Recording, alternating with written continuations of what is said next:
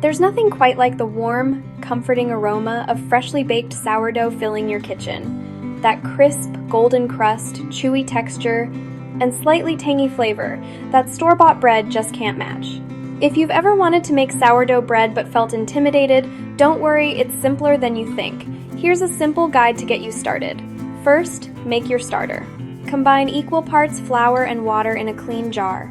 Let it sit at room temperature and feed it daily with flour and water for 5 to 7 days until it bubbles and doubles in size. That's your living yeast, your sourdough starter. Next, mix the dough. In a large bowl, combine 1 cup active starter, 1½ cups warm water, 4 cups bread flour, and 2 teaspoons salt. Stir until it forms a sticky dough, then let it rest for 30 minutes. Now for the stretch and fold technique.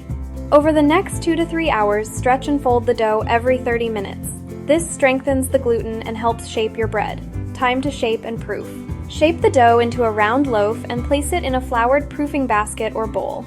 Cover and let it rise overnight in the fridge. Finally, bake it.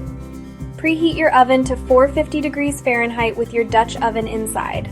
Place the dough in, score the top cover, and bake for 30 minutes. Remove the lid and bake another 15 minutes until golden brown. Let it cool completely before slicing and enjoy your fresh homemade sourdough. Want to master the art of sourdough? Check out The Complete Sourdough Guide for Beginners by Lady Collings, LC. Your all-in-one companion filled with step-by-step instructions, troubleshooting guides, and delicious recipes.